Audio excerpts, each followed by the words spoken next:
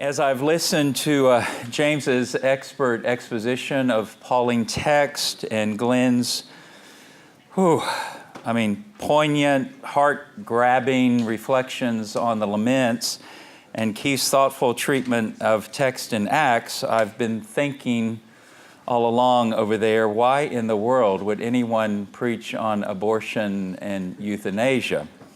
And I've decided one wouldn't want to do that. So now that we're done, we'll have lunch a little early. I was thinking as these good brothers were speaking, now that's the kind of preaching I like. Give me a text, let me work through it, do my best to understand the text and to treat it biblically and relevantly. That is what drives me, motivates me, inspires me. This work of preaching on contemporary ethical issues is of a different, I think, both exegetical, homiletical, and also hermeneutical sort. And I find it challenging, and I probably wouldn't do it for the life of me, other than I think it's necessary. You've had those conversations. You know those members in your churches that are wrestling with these critical, difficult topics, and rather than them going on their own, rather than them being led around by the winds and waves of culture, wouldn't it be better if we did our best under the authority of God to try to give what help we can?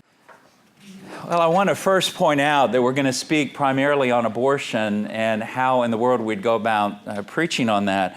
But just by way of reminder, when you talk about abortion, you're really talking about, more generally, various embryo-destructive procedures, and I've listed some of those.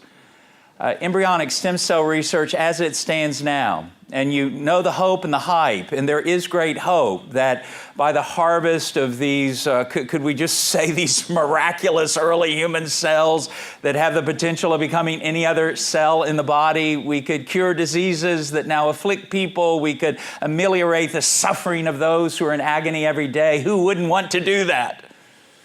And if we didn't have to stumble on the ethics question of, but there will be, to have this technology, hundreds and even thousands and thousands of thousands human embryos destroyed to harvest those cells, to have the therapies. We have to at least pause and think, ought that then to be done?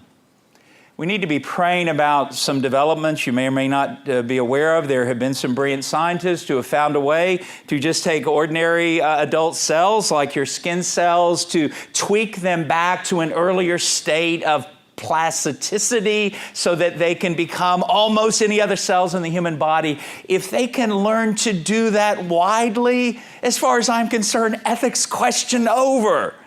If we can take those adult human cells, they're in your skin, they're in your belly. Oh my, I could save the world right here, all right? And if scientists could figure out how to do that in a widely available way, praise God. So let's be praying about that.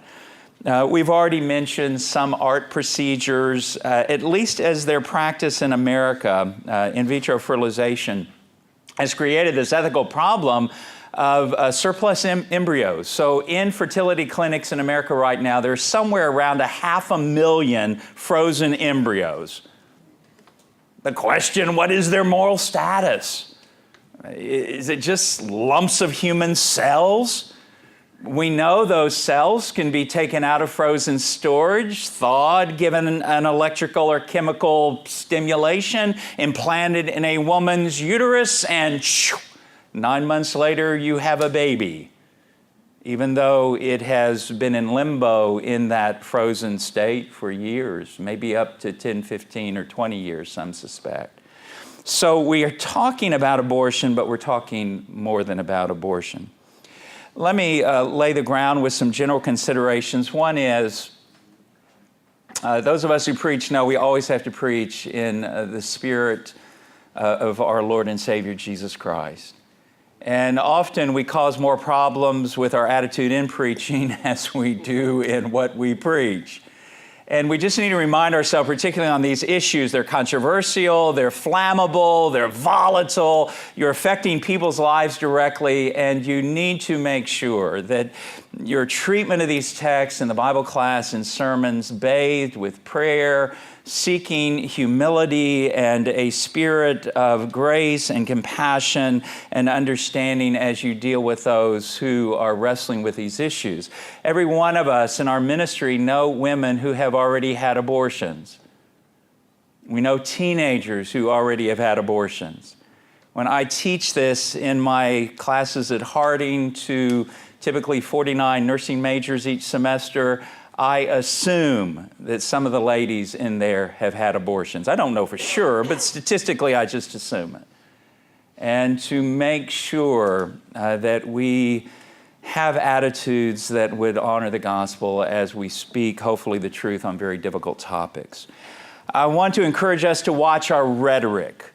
Liz and I, particularly we lived in the Washington, D.C. area, we took advantage of the various pro-life marches in our nation's capital.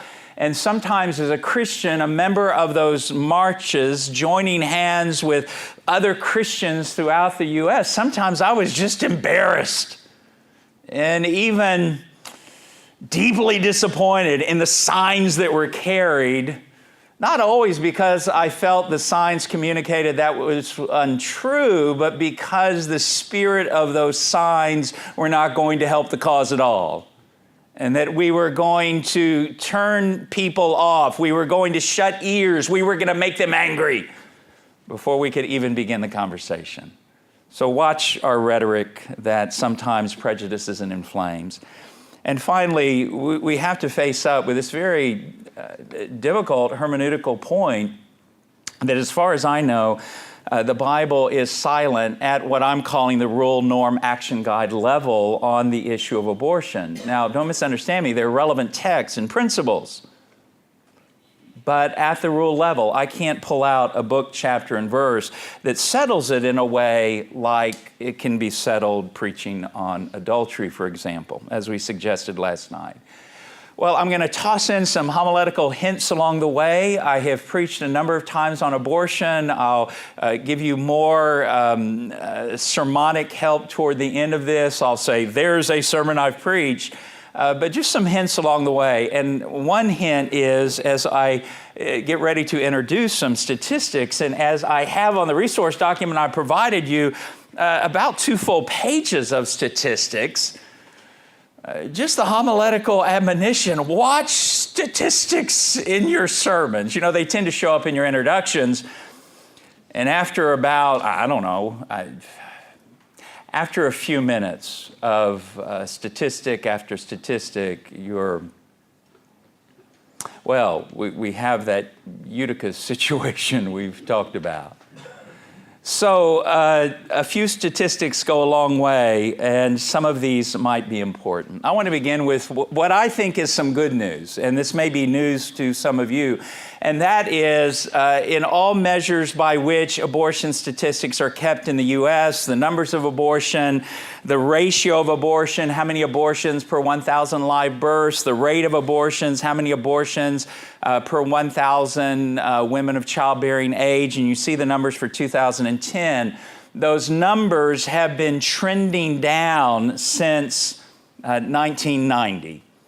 Abortion numbers peaked in 90 in numbers, rate, and ratio, and since then, by and large, they've been trending in what for us is a positive direction. They've been trending down. I don't know the reasons. I will let the social scientists figure that out, but I rejoice that the numbers are what they are in terms of direction they're heading.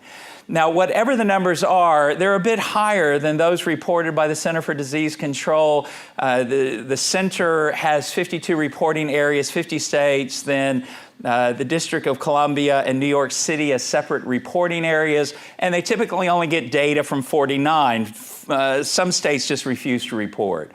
So in 2010, the official numbers were 765,000 plus abortions in the U.S. I don't know how many would be added by these other states, except one of these states is California, which is, that big state every presidential candidate wants to win. So the numbers would be higher than those reported, but I don't know as high as we sometimes say in our sermons. So again, to be attentive to the facts as they are. Good news, as I've said, in the numbers trending down, but then this always takes my breath away. When you take all the abortions performed in the United States in a given year, only 3% of abortions worldwide. I can't do that math. Some of you can. But if there's 765,000 abortions and those are only 3% of worldwide abortions, the bottom line is we're talking millions and millions of aborted fetuses every year in the world. Is that no more than removing an appendix or a gallbladder? Or has something more than that happened across the world? These stats you might find important. By the way, nearly everything in the PowerPoint is somewhere in those notes I gave you, and I'll make the PowerPoints available to you as well when the seminar concludes. This I find very important in terms of preaching and teaching on this issue. So the Alan Guttmacher Institute does research on why women have had abortions. These are self-reported women. These are the women who've had abortions saying, this is why I had the abortion. Now, what you hear about when political candidates are debating this, when it becomes so politicized and so volatile, you hear these. You hear about abortions for rape and incest. Now, no one wants to minimize the horror and the trauma of a woman who has found herself pregnant by a violent act she did not seek. Right? So we would never minimize the horror of that. But we also need to be fair with the data as we talk about this in our culture, that rape and incest together accounts for less than 1% of all abortions. That's not where the conversation is for the most part. Then you add abortions because the woman has, there's a threat to her physical or mental or emotional health. She could die if she has this abortion, 4%, or because the fetus has some kind of possible abnormality, 3%. You add all of those up together and we have 8%. So 8% of the abortions in America are because of rape and incest, because the woman, her physical health, mental health is possibly threatened, and because the fetus has possibly some kind of fetal abnormality. All of those together, 8%, which means, I can do this much math, which means 92% of all abortions in America are for some other reason. Now, in your material, I give you this data from the AGI study in 2004. And we've already looked at the most important reason. This is the list of all of the reasons the women gave. The women gave on average 4 reasons, so the percentages don't add up to 100%. But you see some of the top reasons. And the reason given by most women, I can't afford the baby now, problems with the relationship, and on and on. You can read as well as I. This to me will be important in my teaching and preaching, particularly as I search for relevant biblical texts that might address this in principle. What texts relate to some of these reasons? We will be sympathetic with the ladies involved. I mean, how could we not be sympathetic with this guy who impregnates the lady and see ya, it's all up to you now, I'm out of here. No responsibility, financially, emotionally, or otherwise. So obviously we sympathize, we hurt, we grieve for the trauma of the ladies who have become pregnant by a guy who then abandons her. And these other reasons as well we can be sympathetic with, but does it resolve the issue at heart? Now I want to suggest as a homiletical hint, at least I have found this helpful even in my teaching at Harding, I like to separate the 92% from the 8%. Now, I know some of you are thinking, but whether the pregnancy is by rape or incest or by, a consensual decision to have sexual relationships, the embryo, the fetus, is still the embryo, the fetus. And that's exactly right. The moral status hasn't changed. I'm not suggesting that at all.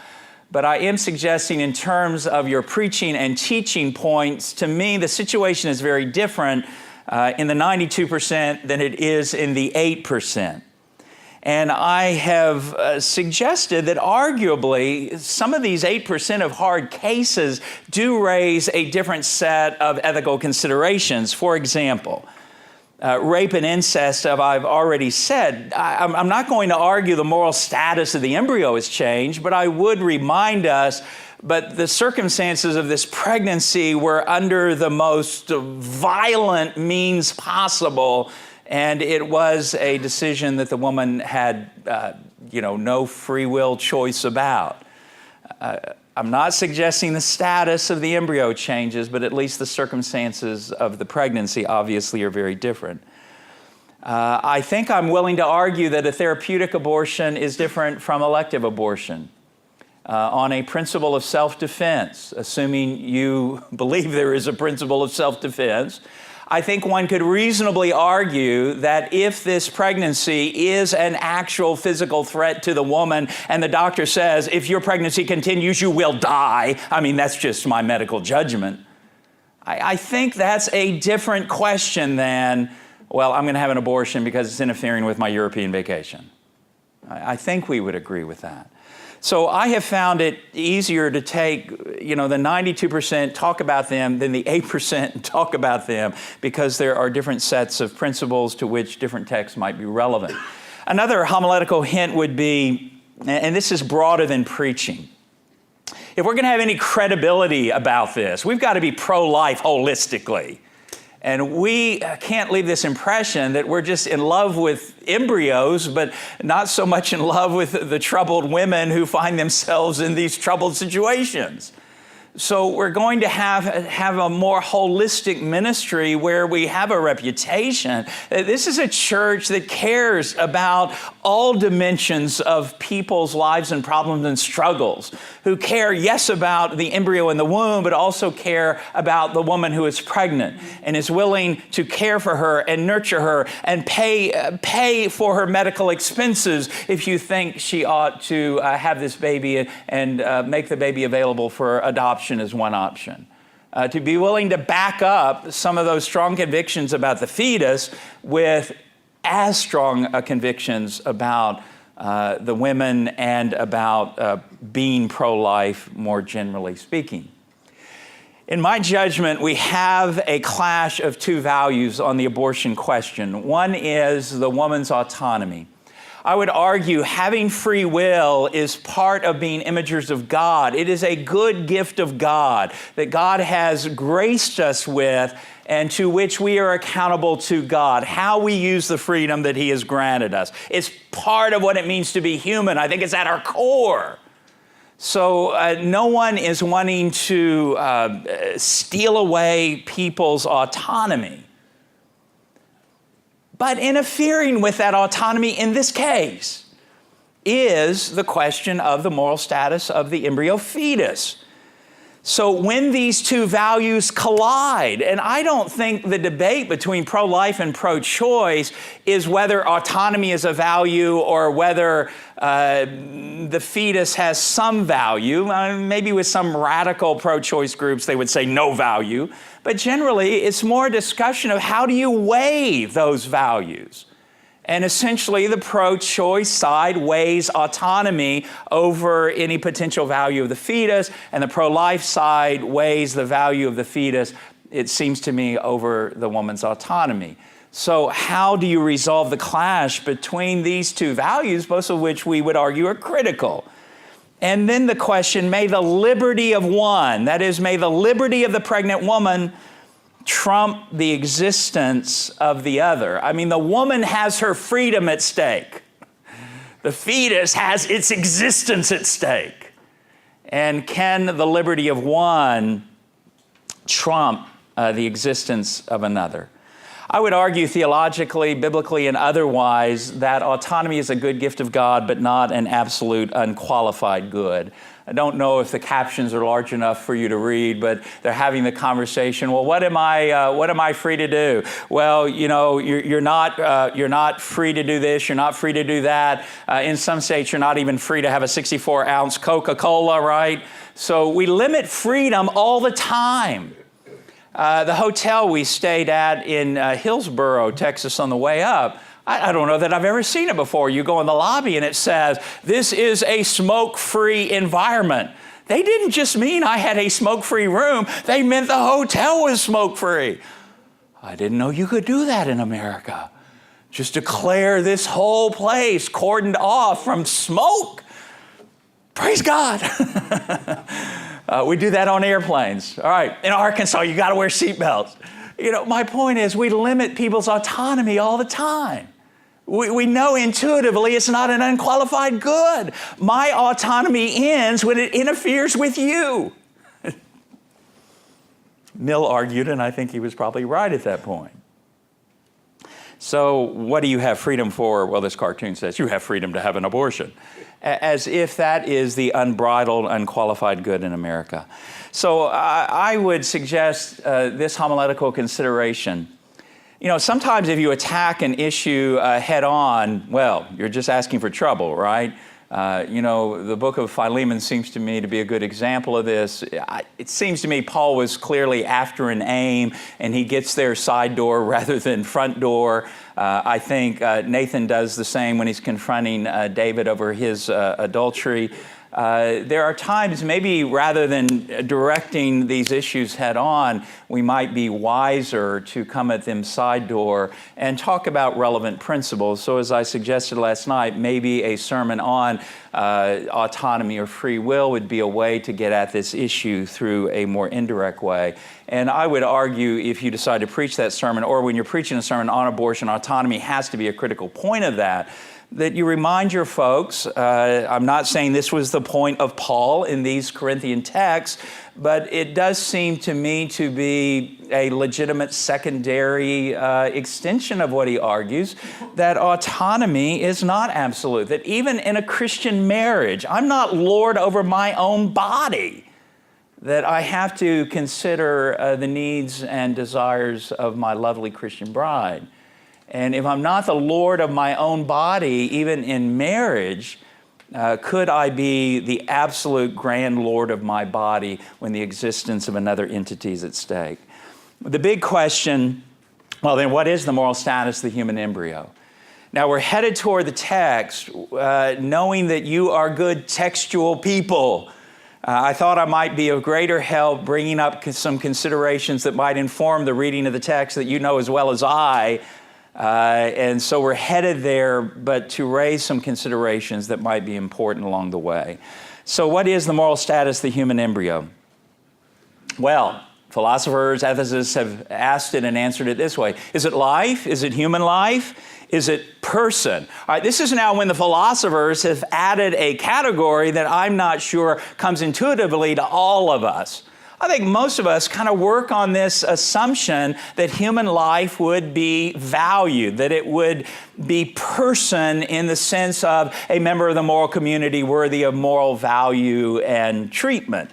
But the philosophers raise the question or make the point, no.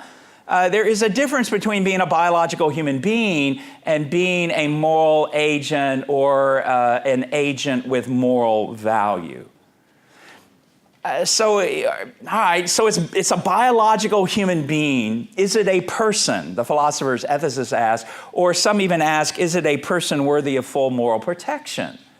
Because there are those arguing now, just because you're a human and just because, okay, you're a person or used to be a person, it doesn't matter, it doesn't mean you're a person now. And so we're having this same discussion at the end of life when some ethicists are arguing that you can lose a sufficient number of human capacities and you cease being person. So your grandma in the end stages of Alzheimer's might not be a person when we have a certain level of cognitive compromise and so forth. Well, in my judgment, Biology 101 answers the first two questions. when we think of the fetus, what in the world are we dealing with other than a living human being? Now, I'm meaning it in this sense, a being or an entity whose essence is human. And it is so predictable that we know every time conception takes place, 9 months later, there will be a human baby born. So there's never this question, when pregnant couples, are talking, well, we're having our baby, and I have no idea what kind of baby we're having. I think it's going to be a human baby. I don't know what kind of baby it might be. We just, okay, the question is it going to be a boy or girl? Is it going to be handsome like me or smart like my wife or whatever? That's usually the conversation. And so we just know that because, human fetuses only become human babies and teenagers and adults, et cetera, et cetera. So I think the first two questions are answered biologically. The second two, is it person entitled to full protection? This is where the philosophers and the ethicists and others join the conversation. So here are the options you're dealing with. Option number one, the human fetus should be granted the moral status of person. So here's a very pro-life, a strong pro-life position. If this is true, then the embryo fetus developing in the womb is entitled all of the moral protection that you enjoy. And that only reason sufficient for justifying your destruction could justify the destruction of the human embryo or fetus. Option number two, just the opposite. Does not have the value of person. The human embryo fetus is merely a lump of organic material, and abortion is no different than having a gallbladder removed or an appendix removed. It's no more than that. If you keep up with YouTube, there's this video that's just gone viral lately of this woman who works in a abortion clinic who herself is pregnant, and she films herself. This is like the ultimate selfie, right? She films herself as the abortion is taking place. I'm not having any problem with this. This isn't so terrible, And it's just mind-boggling to me. As far as she's concerned, this is just like I'm filming an appendectomy or something. Is that all it is? Option number three, you'll recognize as Roe v. Wade.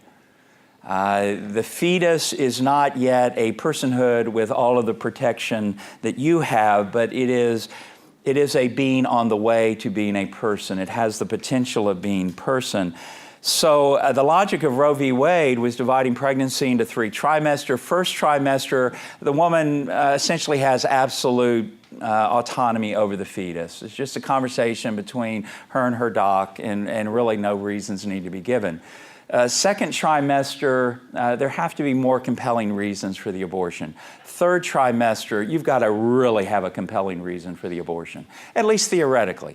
And the logic of Roe v. Wade is as the fetus develops, as it becomes more and more person-like, then the fetus, at first, here's the woman's autonomy, here's the standing of the fetus, and then it goes like this. So toward the end of the third trimester, fetus has more standing than the woman's autonomy. The logic makes sense. Whether it's right or not, you'll have to wrestle with.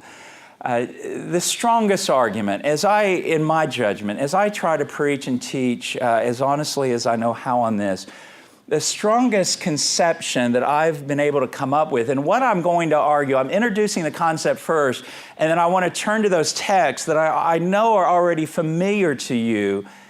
And as I've tried to do justice with those texts, as I've tried to say, listen, none of these texts are about abortion directly. I understand that. Some of these texts are poetic, and it's raising all kinds of hermeneutical questions and difficulties.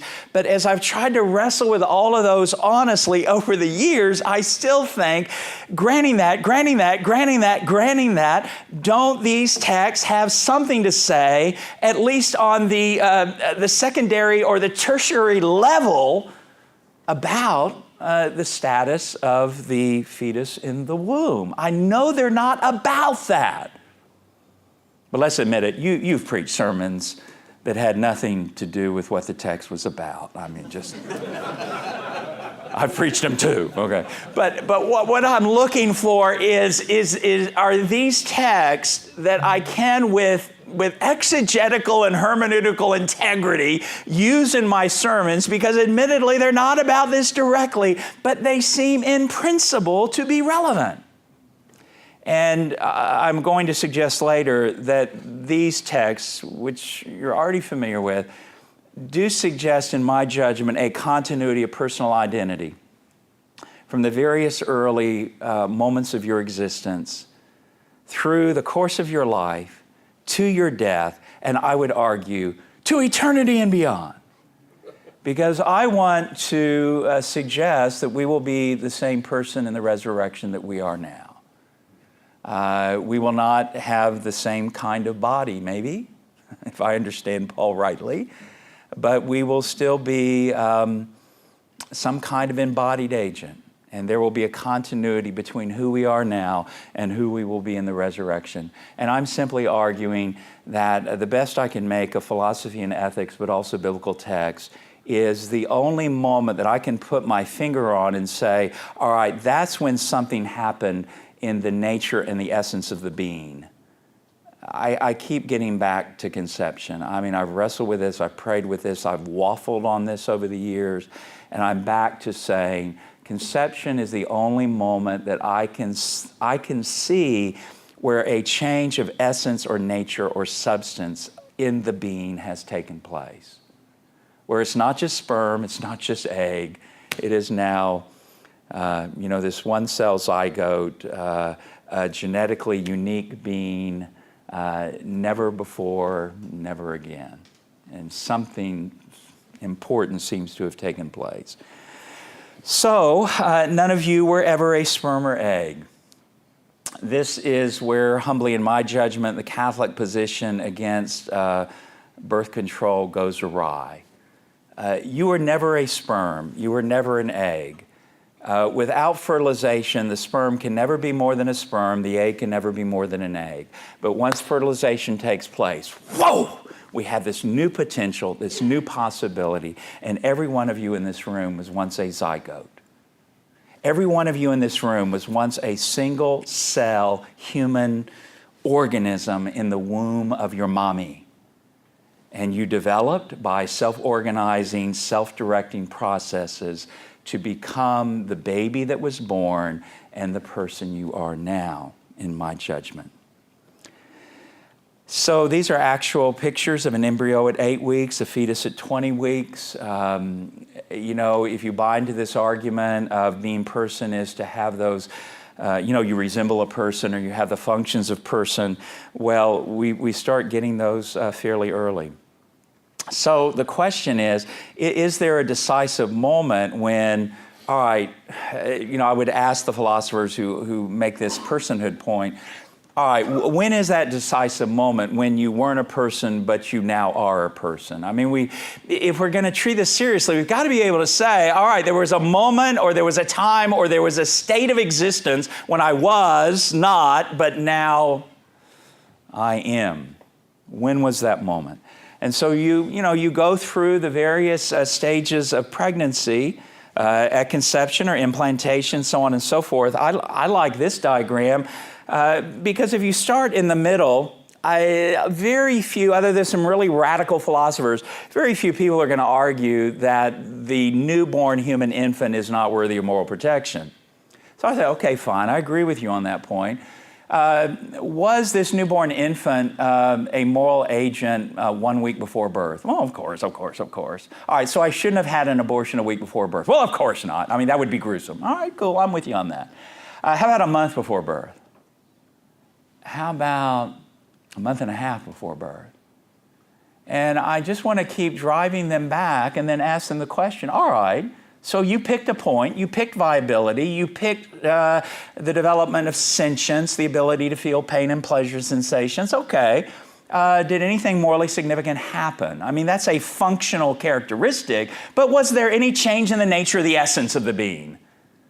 And I don't think you can say yes.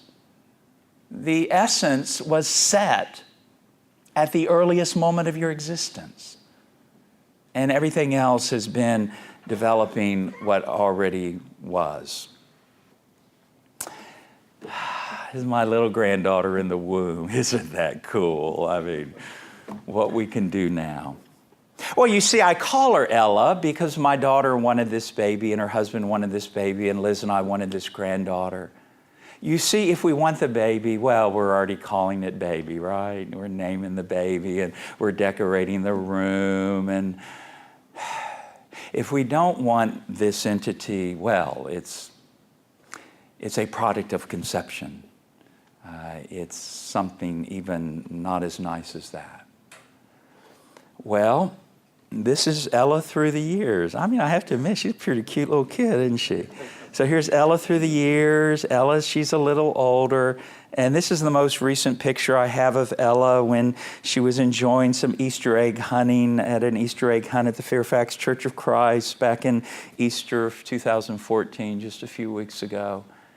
In my judgment, I mean, this is what I've come to in my wrestling with all of this, that Ella is the same entity as that Ella. This Ella is not different than that Ella. We're not talking different beings. We're not talking different substance. And if this Ella had been aborted, this Ella would not exist. There could have been a replacement Ella. We could have an abortion, then had another baby, but it wouldn't be that Ella. We don't want to go around replacing you like, I mean, yeah, sometimes we replace preachers kind of like that, I guess. We're so easily replaced. But I don't know of any situation where we replaced you by killing you yet, all right? We might replace you with someone else who seems to be a better deal till we actually get them and realize they're not. But we like the guy we had before now that we have a new one. But anyway, you could replace her, but it wouldn't be her. I personally find this a very compelling argument. I was presenting this in the local church, and one of the medical people came up to me and said, "Hey, do you know about SLED?" Well, I'm first thinking, it's not Christmas, it's July. What are we talking about? No, SLED, you dummy, SLED. Oh, tell me about SLED. So here, coming at it as a medical person. SLED, size, location, environment, developmental stage. That's the only difference between a fetus, an infant, and an adult. I said, ooh, I like that. Can I add that to my presentation? And I have found that very helpful. The only difference between who you are now and who you were as a teenager, and then who you are as a baby, and who you are in your mother's womb is your size, your location, your environment, and your developmental stage. Woo, lot of fuss over in England, in recent months. This intriguing title to an article I found, when is a royal baby a fetus? And I kept reading that. Aren't they asking when is a fetus a royal baby? And I said, okay, there's some kind of typo here. And I started reading the article and they said, no typo here. When is a royal baby a fetus? And the author's point was, it's kind of amazing when it's a royal baby, we don't even think about it as a fetus. We think about it as the next potential king of England, all right? And there was never a time in England when I wonder, we've already named him His Royal Highness, or were they named after birth? Well, we're already thinking of this new king who is now named His Royal Highness Prince George of Cambridge. Well, here's Princess Kate, when she's not very far along, but already we were just gushing over, the next king of England, all this. Oh, I love this. And Kate is so proud, baby on board. And that's true. If you want the baby, and you plan the baby, and you desired the baby. Isn't it amazing? And someone made this point in conversation after last night, such an insightful point. Wish I had made it. Sometimes the conversation sets the whole, it sets the whole argument. The terminology, sets the argument. And sometimes we're not as wise as serpents when we let those of the position with which we're inclined to disagree, when we let them win the argument by definition of terms. So sometimes the conversation has to begin there. So, homiletical hint, I think this would make a great sermon. When were you first you? And you find your own Ella. You get pictures of your own granddaughter, you get pictures of Prince George or whomever, and you just drive home this point from these biblical texts that are in your handout that we'll fly through here quickly as we wrap this up, but with which I assume you're already familiar with, thus concentrating time here. What do those texts suggest? When were you first you? And I would argue you were first you at the very earliest moment of your personal existence. When you were still in your mother's womb, you were first you. So I have already covered this last evening. If we're going, didn't cover it that quickly. If we're going to deal with this, I think we're forced to deal with it at the principle or worldview level. So what might be some of those principles that potentially are violated by elective abortion? Remember, I think it's wise to separate these off. Don't preach a sermon just on abortion, or people could object. Well, what about this? What about rape? What about incest? What about this? So I think it's better to specify, this sermon is not about those. Another time, another place, another sermon. Different considerations. This is about the 92%. And I think these principles are relevant to this. The principle of selfless love of neighbor. You know the text, the very heart of the law in the gospel. The principle of protecting the weak, the innocent, and the defenseless, a thread that runs through the fabric of the whole canon. And what justice is the fetus due, if any?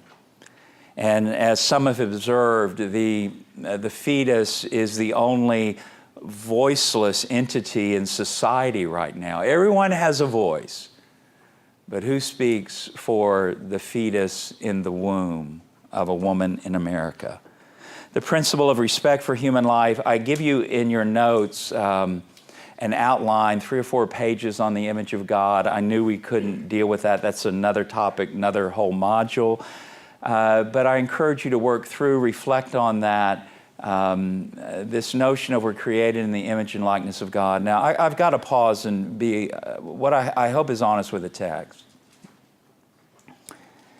If you force me with this question, Phil, all right, you work through all these texts. Yes, human beings are imagers of God.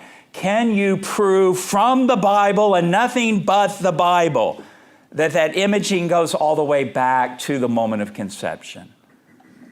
As much as I want the point, I've got to be honest with the text and say, I don't know if I could demonstrate that. But I can demonstrate that God is concerned about prenatal life, that God values the entity in the womb, that the entity of the womb is given protection in the Old Testament, et cetera, et cetera, et cetera. Could I get it all the way back to conception? Well, that's where I need my philosophical considerations. That's where I need my theological reflections. That's where I need my ethical wrestlings. So I don't want to say more than the text. I don't want to say less than the text. The principle of assuming responsibilities for one action. I tell my students at Harding, whether it's well received or not, I do not know. I say, guys, we got to own up to our actions. We live in a culture, in large measures, in many cases, is disconnecting our actions from the consequences that flow naturally from those actions. And one of the natural consequences of consensual sex before you're married, just one of them, not all of them, I'm not reducing into it, but one of the consequences is the possibility of a pregnancy you didn't want. So now the question becomes, are you going to own up to your responsibility in that?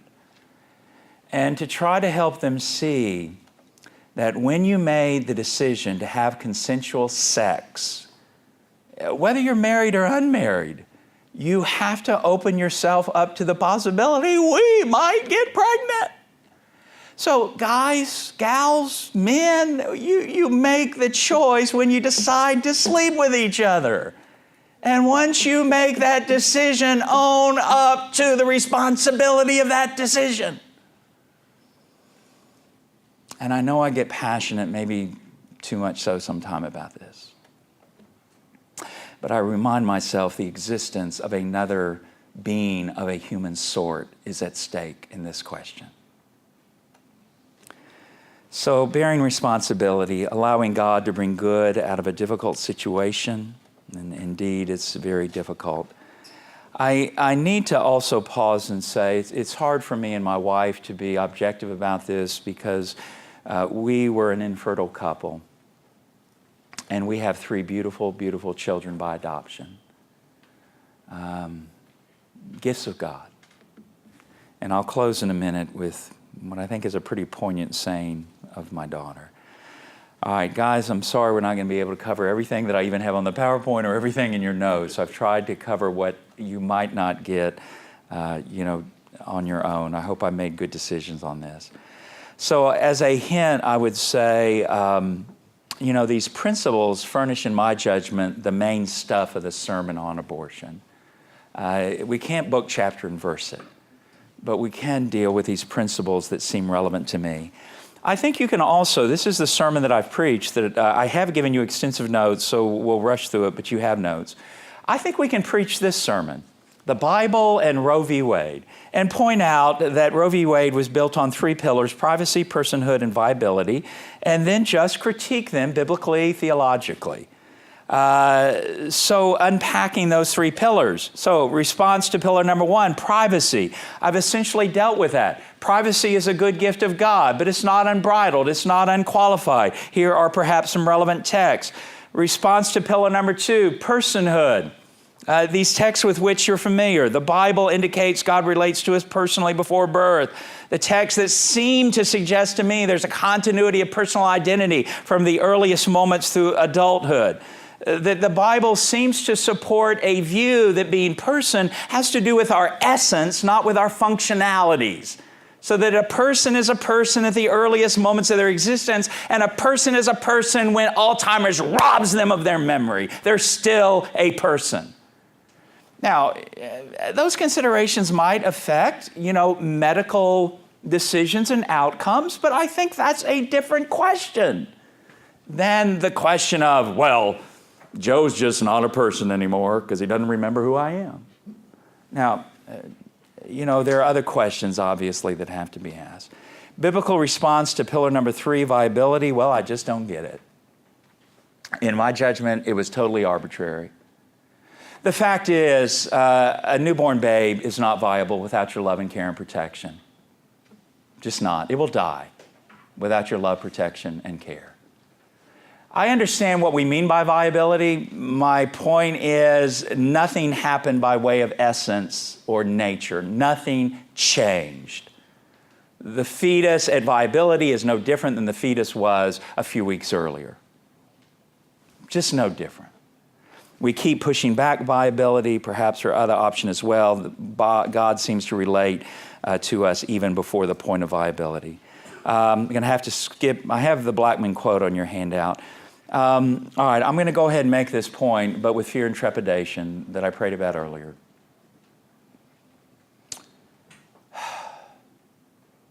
I really want to make sure I'm not twisting these texts to my own advantage. God forgive me if I ever do that. And I know it's really dangerous exegetically, hermeneutically, homiletically, when you're using text out of their original context. But I think most of us would say there are legitimate secondary uses of biblical text. They're not the primary use, but they still seem to be legitimate uses. And this point hit me like a bolt of lightning from on high a few years ago when I was reading through the incarnation text, getting ready for my annual Christmas sermon, and it occurred to me, whoa, the incarnation did not begin just when Jesus was born. The incarnation began at least when Mary was pregnant. And at least when Mary and Elizabeth have that wonderful meeting in Luke chapter 2, and oh, I rejoice that the mother of my Lord is here, and all of that amazing stuff. It at least began there. The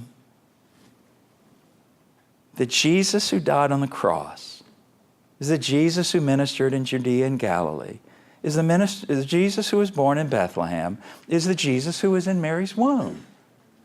That makes sense to me. And I find it very powerful. Thank God we don't have time for Exodus, because I can't say anything instructive on that anyway. No. I give you some notes that perhaps you can work through, but we've got to move on, because, wow, you're getting hungry and you're getting tired of this and me. I am. I give you some textual evidence conclusion there in your notes, so I'll let you read through those to see if you think I'm being fair. Why is the Bible silent on abortion? Oh, wow. Why is the Bible silent on various things? I would say the two options are, it is argued, well, it's silent because it was a no big deal issue. If the Bible cared anything about it, it would have said something, because after all, abortion was very prevalent in the Greco-Roman world and true. It goes all the way back before the time of Moses, of course. So why didn't the Bible say anything about it? Well, one option is that some take, the Bible didn't say anything about it because the Bible doesn't care about it. It's a personal decision you make behind closed doors. The Bible has no interest in abortion. I don't know.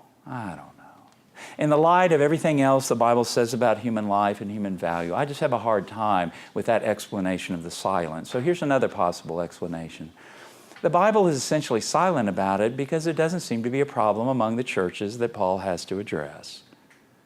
Because they seem to have gotten the point that being a Christian and valuing human life created in the image and likeness of God means, and this is where there is really good extra biblical evidence for this, means that we Christians don't do two things that the pagans do. Number one, we don't commit infanticide. So there's all of these extra biblical texts that say we Christians don't expose our infants to die. That's pagan, that's ungodly. But you just need to know that those same texts, going back as early as the Didache, which is really, really early, those same texts say, hey, we Christians don't abort our fetuses either. That's what the pagans do. Well, we don't do that. So I can't prove this. I can't know this. I want to be humble about this.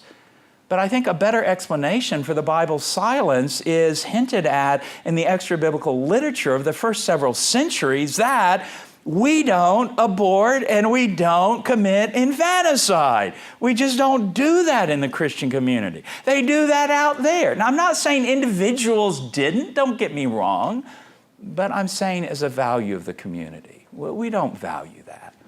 And then I'm going to close with this. Oh, my sweet, sweet, sweet daughter. Jessie, we received by the grace of God through adoption. She just turned 31 years old. And I want to make the point again, if her biological birth mother had aborted her when she was pregnant out of wedlock, that person wouldn't exist. Maybe another person would have existed through another pregnancy. So back in the fall, before her birthday in April of 12, she's back in the fall. I guess my daughter is saying, wow, my birth mom was pregnant now. And so she posts this on Facebook. I'm thankful that 30 years ago, a teenage girl got pregnant and decided not to have an abortion. I'm thankful that my parents hadn't been able to have a child biologically. God knew what family we were supposed to be. And I am so grateful that I was loved so much by my God, by my parents, and by that strong young woman to be given the life that I have. Now, my daughter can understand that gift in a way that I can't. That there was a courageous, pregnant, teenage girl who said, I'm not going to abort this baby. I can't raise her on my own, but I can place her in some good Christian home. We'll love her and raise her and nurture her in the Lord. And by the grace of God, we've tried to do that the best we can. And every day, my wife and I bow in thanksgiving to three courageous, pregnant, unwed girls who said, I'm pregnant. That's tough. I can't raise this kid on my own, but I will not have an abortion. And we are the recipients not only of the grace of God, but we're the recipients of the grace and the strength of those very, very, very courageous women. It is highly emotional, at least for me and Lizzie. God bless you in preaching it. I don't know, when you're getting ready to move. I mean, just save up this ethical series on... All right, this is just a hint for one who's been at this over 20 years. I'm preaching this series when I already have a job lined up in another higher paying congregation, okay? Then I'm going to preach it with all the passion I have. And when there, I'm going to be so strong in the Lord. No, have a little strategy about this. God bless you. Appreciate you so much.